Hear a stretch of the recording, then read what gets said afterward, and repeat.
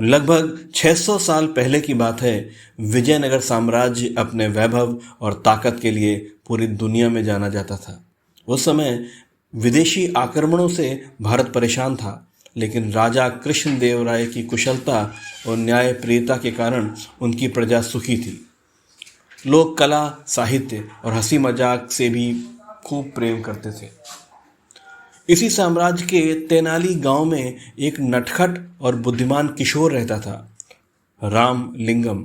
उसका स्वभाव बड़ा ही निराला था। वो खुद कम हंसता, लेकिन उसकी बातें सुनकर लोग ठहाके लगाते। उसकी चतुराई और व्यंग इतने हल्के फुल्के होते कि जिस पर मजाक होता वह भी हंस पड़ता। गांव वाले कहते, यह तो रोते हुए को भी हंसा सकता है। एक दिन रामलिंगम जंगल में घूमते घूमते मां दुर्गा के प्राचीन मंदिर पहुंच गया। वहां की अद्भुत मूर्ति देखकर उसका मन श्रद्धा से भर गया। 4 मुख और 8 भुजाओं वाली देवी की प्रतिमा मानो जीवंत लग रही थी। रामलिंगम ने प्रणाम किया और जाने ही वाला था कि अचानक उसके मन में एक अजीब ख्याल आया और फिर वो जोर से हंस पड़ा। क्षण भर में मां दुर्गा प्रकट हो गई और बोली, बालक, तू हंस क्यों रहा है?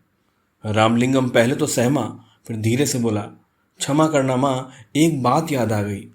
कौन सी बात? देवी ने पूछा। रामलिंगम बोला, मां, मेरी तो एक ही नाक है। जब जुकाम होता है तो बड़ी मुसीबत होती है। आपके तो 4 मुख और 8 भुजाएं हैं। जब आपको जुकाम होता होगा तो कैसी आफत आती होगी। यह सुनकर मां दुर्गा भी खुद खिलखिलाकर हंस पड़ी और बोली, पगले, तू मां से भी मजाक करता है, पर तेरी हंसी और बुद्धि सचमुच अनोखी है। यह तेरा वरदान है। इसका प्रयोग केवल लोगों को हंसाने और भलाई करने में करना। और सुन, तू राजा कृष्णदेव राय के दरबार में जा, वहीं तेरी असली प्रतिभा पहचानी जाएगी। उस दिन से पूरा गांव कहने लगा, रामलिंगम को मां दुर्गा का आशीर्वाद मिला है। एक दिन यही तेनालीराम हमारा नाम रोशन करेगा।